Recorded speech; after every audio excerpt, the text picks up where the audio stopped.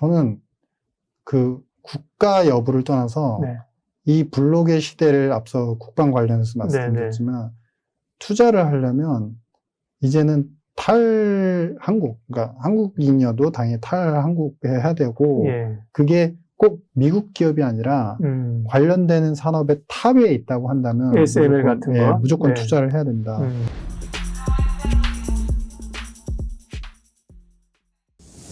그러면 국내 기업들은 결국 이제 투자자 입장에서 이제 기업의 미래, 기업의 이익, 기업의 성장성이 주가랑 연관이 있는 거잖아요. 네.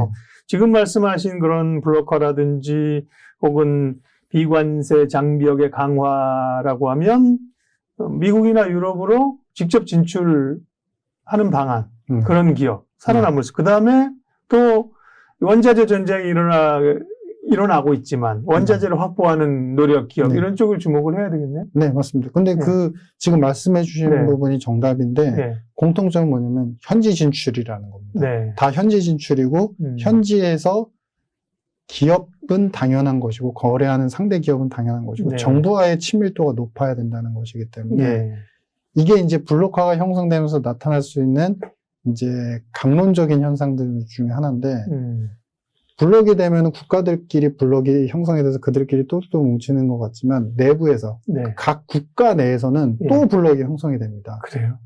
나는 살아야 되기 때문에 이쪽 블록으로 좀 빠져나갈게 라는 기업이 생기게 되고 이거는 마치 뭐냐면은 우리가 전체적인 큰 그림에서 편을 나누는 이제 친구들이 양분이 돼 있지만 그 양분된 친구들 어떤 폐 속에서도 자기가 선호하고 좋아하고 살기 위해서는 필요한 친구가 있으면 그들이 있을 때는 못 만나지만 따로 이제 남들 없을 때 조용히 만나게 되거든요. 그러니까 세부적인 블록들이 또 계속 추차적으로 생기면서 내부의 어떤 균열음도 상당히 커질 수밖에 없다.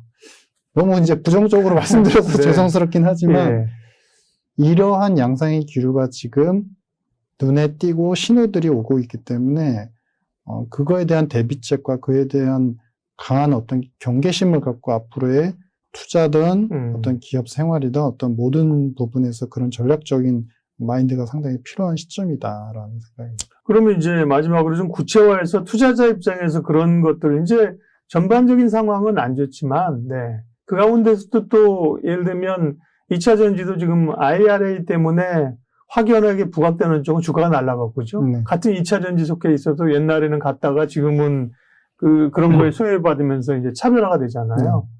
투자자 입장에서 지금 말씀하신 거를 좀 보면서 특별히 좀 섹터라든지 어떤 기업이 그런 걸 잘한다든지 여기 봐야 될 거 있으면 정리 좀 해주세요.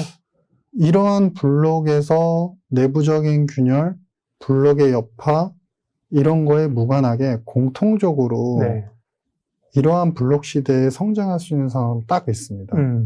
그게 바로 뭐냐면 그 군사와 관련되는 무기 기업들, 무기 수출 기업들. 국방 쪽이에요? 네, 국방 쪽인데 결국 근데 그것도 이제 글로벌 기업인 겁니다. 이제 세부적으로 이제 물론 한국에도 되게 우수한 기업들이 많지만 왜냐면 지금 국방비 얼마 전에 이제 이 블록이 형성되면서 서방을 좀 더 뒤흔들어 놓게 이제 힘을 빠지게 만들었던 요인이 폴란드하고 스웨덴에서 안보핵을 갖다가 배치를 해달라는 주장들을 하면서 서방에서 좀 약간 당혹스러워하지만 아무도 표명을 하지 못하는 근데 그들 입장에서는 그럴 수밖에 없어 보이는 그런 현상들이 나타나는데 이제 그런 균열들은 결국에 모든 것들이 이제 안보와 안전에 대한 리스크들로 다 전이가 되기 때문에 유럽에서도 국방비 증액에 대한 움직임들이 강하고 실제 예산으로 내년부터 반영할 예정이고요.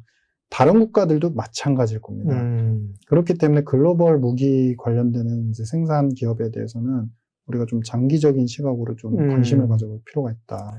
좋은 인사이트인데요. 물론 그거 하나만이 답은 아니지만, 그죠? 그 블록하고 이제 할 수 있는 게 각자 블록으로 하지만 스스로도 지켜야 되니까 국방비나 이런 걸 늘리게 될 거고 그러면 글로벌한 사실은 항상 고민이 어떤 사회적인 현상이 나타났을 때 로봇의 시대가 돌아간다. 한국의 전 세계를 대표할 만한 전 세계 시장에서 먹어주는 로봇 기업이 있냐? 찾아보면 사실 뭐 쉽지 않은 거예요. 네. AI 중요해. 그러면 AI 기업, 국내 기업, 국내에서는 잘하지만 이게 글로벌 기업이냐? 그 지점에 사실 고민이 있어서 맞습니다. 미국 시장에 이제 가는 건데요. 그렇게 보면 뭐 글로벌 국방 무기와 관련된 사실 뭐 ETF 이런 것들은 좋은 전략이 될 수 있을 거고요. 예, 그죠? 예, 그렇죠. 글로벌 맞습니다. 기업들 포함되어 있는. 그다음에 차선책으로 이제 국내 뭐 K방산도 네. 그렇죠?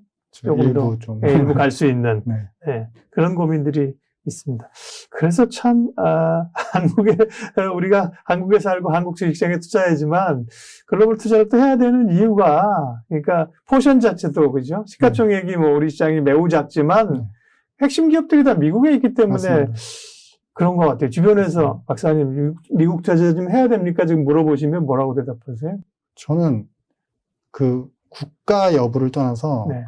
이 블록의 시대를 앞서 국방 관련해서 말씀드렸지만 투자를 하려면 이제는 그러니까 한국인이어도 당연히 탈한국에 해야 되고 예. 그게 꼭 미국 기업이 아니라 관련되는 산업의 탑에 있다고 한다면 ASML 같은 거? 무조건 네. 투자를 해야 된다. 예를 들면은 독일에 이제 그러니까 중국을 제한 유명한 폴리실리콘 생산 기업들이 있거든요. 네.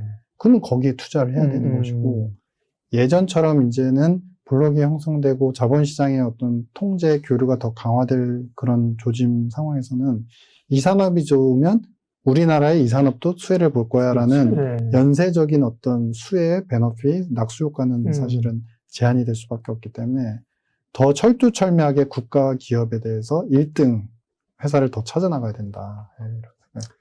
다행히 이제 그 말씀에 대해서 또 긍정적인 거는 과거에는 그런 인식이 있어도 해외에 사실 개인 투자자들 할 수 있는 방법이 없었어요. 네. 뭐 네덜란드의 반도체에서 좋다고 가서 뭐 주식 살 수 있나요? 네. 미국 투자도 어려웠었는데 네. 지금은 이제 글로벌 시장이 꽤 많이 열려 있고 그죠? 네. 국내 기업들이 또 해외 주식 다 하잖아요. 국내 네, 증권사들이. 맞습니다. 그러니까 조금만 노력하게 되면 그런 기업을 찾을 수 있다는 게 네. 찬스가 좀 열렸습니다. 예. 오늘 KB금융지주 유신익 박사님과 얘기를 했는데 무거운 얘기를 중심으로 하게 돼서 나중에 좀 재밌는 얘기 좀 해주십시오. 재밌는 얘기. 현안 자체가 무거워가지고요. 근데 오늘 말씀하신 것 가운데 어쨌든 통화정책의 방향들은 쉽게 금리 인상을 멈추거나 소위 피봇이 일어날 것으로 기대하는 것보다는 긴장하는 게 좋겠다고 말씀하셨고요. 블록화가 이제 시작되는, 새롭게 시작되는 현상이라 상당 기간 추세로 갈 수 있다. 맞습니다. 거기에 어떻게 대응할 것이냐를 투자자들은 생각해야 된다고 말씀하셨습니다. 오늘 유신익 박사님 함께 해주셨습니다. 고맙습니다. 네, 감사합니다.